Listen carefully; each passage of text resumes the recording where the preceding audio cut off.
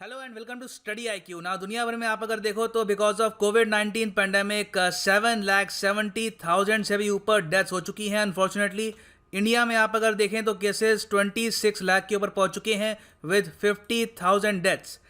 Now India, Brazil, US, Russia, ये सब countries अभी भी स्ट्रगल कर रही हैं विद कोविड-19 पैंडेमिक। मगर जो छोटे देश है भूटान, वहाँ पर भी स्ट्रगल स्टार्ट हो चुकी है। रिसेंटली भूटान ने अपना पहला कंप्लीट लॉकडाउन अनाउंस किया है और भूटान को डर यहाँ पर यह है कि जो ऑफिशियल फिगर्स हैं कोविड-19 केसेस की जो इनके देश में अभी तक हैं अराउंड 140-145 के आसपास, ये रियलिटी है नहीं। भूटान में भी ये वायरस काफ़ी हद तक फैल चुका है और अगर ये प्रॉपर तरीके से टेस्टिंग करेंगे अपने देश में तो यहाँ पर बहुत से केसेस मिलेंगे। तो देखो, भूटान जैसा एक लैंडलॉक्ड कंट्री जिसकी टोटल आबादी 8 लाख के आसपास है, उसके लिए कोविड-19 पैंडेमिक एक काफ़ी बड़ा चैलेंज है। और ये कोविड-19 पैंडेमिक के टाइम में भूटान के सामने और चैलेंजेस भी आए हैं। फॉर एग्जांपल चाइना का जियोपॉलिटिकल चैलेंज, उसके अलावा जो इनके ट्रेड राउट्स हैं ये जैम हो चुके हैं, ये अपने आप में काफ़ी बड़ा चैलेंज था। सप्लाईज का चैलेंज। नाउ इन सब चैलेंजेस से निपटने में इंडिया ने क्रिटिकल रोल निभाया है और इस वीडियो में मैं आपको बताऊंगा कि इंडिया ने किस तरीके से भूटान को सपोर्ट किया है in various ways during the covid pandemic. So a lot to know, a lot to discuss as always, but before we begin, go to Google Play Store, download करो यहाँ पर स्टडी IQ एजुकेशन ऐप और यहाँ पे आप purchase कर सकते हैं हमारा फ्लैगशिप UPSC कोर्स, जिसके लिए EMI ऑप्शन अवेलेबल है। आज आखिरी दिन है हमारी सेल का, तो make sure to go to the app and buy the course. Also don't forget to subscribe to the channel and press the bell icon. Now आपको याद होगा कि कुछ महीने पहले एक न्यूज़ आई थी कि चाइना ने भूटान का एक बहुत ही बड़ा एरिया क्लेम कर लिया है ड्यूरिंग कोविड-19 पैंडेमिक। ये वही पैंडेमिक है जिसका ओरिजिनल सोर्स है चाइना का शहर वुहान। तो चाइना ने यहाँ पर ये रिस्पॉन्सिबिलिटी भी नहीं समझी कि जो पैंडेमिक कॉज करने में उनका सेंट्रल रोल रहा है, एटलीस्ट उस पैंडेमिक में जो छोटे कंट्रीज हैं उनको बुली ना किया जाए। मगर चाइना ने बहुत ही बड़ा एरिया, यहाँ पे आप अगर देखोगे तो ये यहाँ पे है भूटान और यहाँ पे है इनकी बहुत ही इंपॉर्टेंट एक wildlife sanctuary, Sakteng wildlife sanctuary. तो इसके आसपास का एक ह्यूज पोर्शन चाइना ने क्लेम कर लिया रिसेंटली। नाउ इस चैलेंज से निपटने में इंडिया ने क्या किया? इंडिया ने पहली बात तो भूटान को ओपनली ये कहा कि हम एक सड़क बना देते हैं थ्रू दिस एरिया। मतलब कि जो ये टेरिटरी है जिसको भूटान में लोकल लैंग्वेज में ये लोग कहते हैं येती टेरिटरी, जो चाइना क्लेम कर रहा है, इंडिया ने कहा कि हम एक बहुत ही इंपॉर्टेंट सड़क बना देंगे जो आसाम से शुरू होगी, भूटान से गुजरेगी और अरुणाचल प्रदेश का जो तवांग रीजन है वहाँ तक पहुँचेगी। यहाँ पे आप अगर देखें, यहाँ से सड़क शुरू होगी और उसके बाद यहाँ पे जो सैकतेंग वाइल्ड लाइफ सेंचुरी का एरिया है इसके करीब से गुजरेगी और फिर जो तवांग एरिया है अरुणाचल प्रदेश में यहाँ तक पहुँच जाएगी। इससे इंडियन सोल्जर्स को भी काफ़ी हेल्प मिलेगी। अगर ये सड़क अप्रूव हो जाती है तो तवांग और गुवाहाटी का जो डिस्टेंस है ये 150 किलोमीटर्स कम हो जाएगा। और इसके अलावा इंडिया भी ओपनली एक मैसेज सेंड करेगा चाइना को कि जो एरिया आप क्लेम करते हैं भूटान का, वो भूटान का ही है और उनकी परमिशन से हम यहाँ पे एक सड़क बना रहे हैं फॉर भूटान डिफेंस। तो इंडिया के इस मूव ने भूटान को काफ़ी छोटी दी है। इस टॉपिक को लेकर जो ऑफिशियल डिटेल्स हैं बहुत ही जल्द आ जाएंगे कि जो सड़क है ये कब बनेगी, कब कंप्लीट होगी। बट इंडिया ने ये प्रपोजल देके ही भूटान को कह दिया है कि we are standing behind you. और USA जो आज के समय इंडिया के काफ़ी करीब है strategically because of the China issue, US ने भी यहाँ पर भूटान का ओपनली सपोर्ट किया है और कहा है कि चाइना के जो क्लेम्स हैं ये गलत हैं। तो ये तो हमने बात करी है जियोपॉलिटिकल चैलेंज की। उसके अलावा भूटान ने एक और चैलेंज फेस किया, ट्रेड रूट्स की जैमिंग।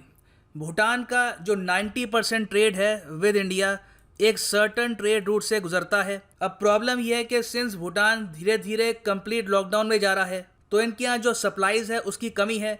इनिशियली भूटान ने जो स्टॉक पाइल किया था फूड का, उसके अलावा फ्यूल का, वेरियस और कमोडिटीज़ का, ये था सिर्फ 12 दिनों के लिए। मगर इनको बाद में पता लगा कि 12 दिनों का स्टॉक पाइल काफ़ी नहीं है, इनको बहुत ही जल्द अपनी सप्लाईज बढ़ानी होगी अगर लंबे समय तक एक लॉकडाउन मेंटेन करके रखना है अपने देश में। तो इसमें क्या हुआ कि अभी के लिए भूटान इंडिया का जो मेन ट्रेड राउट है, यहाँ पे आप देखोगे ये है जायगॉन, ये है इंडिया में और ये यहाँ पे है भूटान का ट्रेडिंग पोस्ट। तो ये जो छोटा रूट है ये कम्प्लीटली जैम हो गया था क्योंकि यहाँ पर बस कमोडिटीज़ भेजी जा रही थी।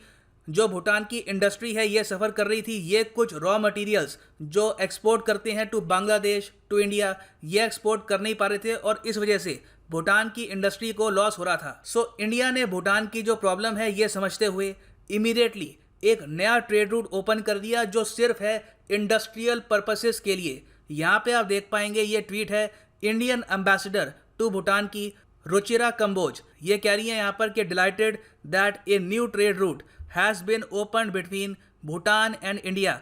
ये कोविड-19 पेंडेमिक के बीच में इंडिया ने अर्जेंट बेसिस पर सिर्फ भूटान के लिए एक नया ट्रेड रूट ओपन किया है।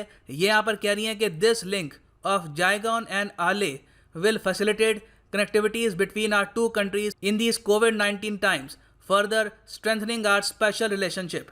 So इससे इंडिया ने यह इंश्योर किया है कि कोविड-19 पेंडेमिक में भूटान के जो एक्सपोर्ट्स हैं ये सफ़र ना करें। जो इनका बहुत ही इंपॉर्टेंट पासाखा इंडस्ट्रियल एस्टेट है, यहाँ पर बिजनेस एज यूजुअल चलता रहे। और इतना ही नहीं है, इंडिया एक और ट्रेड रूट एक्सप्लोर करने की कोशिश कर रहा है थ्रू वेस्ट बंगाल। यहाँ पे आप अगर देखेंगे तो वेस्ट बंगाल का जो थोड़ा सा नॉर्दर्न एरिया है वहाँ पर भी पॉसिबिलिटी है कि हम एक और ट्रेड रूट ओपन कर सकते हैं विद भूटान। तो इस पर अभी सोच विचार चल रहा है और इंडिया ने एक और प्रपोजल भूटान के सामने रखा है कि क्यों ना इंडिया और भूटान एक रेलवे लाइन स्टार्ट करें। अब यहाँ पे आप सोचेंगे, वेट, आज़ादी को इतने साल हो गए, हमने भूटान जैसे इम्पॉर्टेंट कंट्री के लिए, भूटान आपको पता होगा इंडियन फॉरेन पॉलिसी में एक बहुत ही इम्पॉर्टेंट प्लेयर है। ये अकेला देश है रीजन में जिसने चाइना का belt and road initiative join नहीं किया। और भूटान को अब तक हमने इंडिया से रेलवे के ज़रिए कनेक्ट भी नहीं किया। तो हाँ, बिल्कुल अनफॉर्चुनेटली ये स्थिति है। एक्चुअली नॉर्थ ईस्ट को ही आप अगर देखें तो वहाँ पर भी रेलवे कनेक्टिविटी काफ़ी कम थी। इन रीसेंट ईयर्स हमने नॉर्थ ईस्ट में काफ़ी सारी जो रेलवे लाइंस हैं ये बिछानी स्टार्ट करी हैं। तो इसके लिए इंडियन रेलवेज़ ने ऑलरेडी एक सर्वे कमीशन कर दिया है जो एक्सप्लोर करेगा पॉसिबिलिटी कि किस तरीके से इंडिया और भूटान के बीच में रेल लिंक हम एस्टैब्लिश कर सकते हैं। मोस्ट प्रॉब्ली यहाँ पर मुजनाई जो इंडिया का एरिया है और नियॉन पैलिंग जो भूटान में है, इसको कनेक्ट किया जाएगा थ्रू रेलवेज। ये एक बहुत ही बड़ा बूस्ट होगा फॉर द भूटानीज इकोनॉमी। नाउ इस सब के अलावा इंडिया एक और तरीके से भी भूटान की हेल्प कर रहा है, वो है थ्रू मेडिसिन और टेस्ट किट। इंडिया ने ऑलरेडी पैरासीटामोल और वेरियस अदर टाइप की मेडिसिन और टेस्ट किट में प्राइमरली जो RT-PCR टेस्ट किट्स हैं ये भेजनी स्टार्ट कर दी हैं टू भूटान। यहाँ पे आप देखेंगे जो इंडियन एम्बेसडर है टू भूटान, ये यहाँ पे अपनी जो फोटो हैं शेयर कर रही हैं कि किस तरीके से इंडियन ऑफिशियल्स भूटान को जो ये टेस्ट किट्स हैं ये हैंड ओवर कर रहे हैं। तो हर तरफ से मैं कहूँगा during this pandemic, geopolitical perspective से, इकोनॉमिक पर्सपेक्टिव से, ह्यूमैनिटेरियन पर्सपेक्टिव से इंडिया ने बढ़ चढ़ के हेल्प करी है भूटान की। और आप कुछ हद तक कह सकते हैं ये जो हमारे एक्शंस हैं इसमें बहुत ही बड़ा रोल प्ले किया है नेपाल के डिप्लोमेटिक डिजास्टर ने। जिस तरीके से नेपाल ने इंडिया के खिलाफ स्टेटमेंट्स दी हैं, रिलेशंस काफ़ी ख़राब हुए हैं, उससे डेफिनेटली इंडिया ने एक लेसन सीखा है। और अब इंडिया जानता है कि जो हमारी नेबरिंग कंट्रीज़ हैं, एटलीस्ट जो दो लैंडलॉर्ड कंट्रीज़ हैं between India and China, Nepal और भूटान, इनके साथ जो रिलेशंस हैं they must always be A top priority. तो अभी के लिए ये है एंड इस वीडियो का। Thanks for listening and as always God bless you all.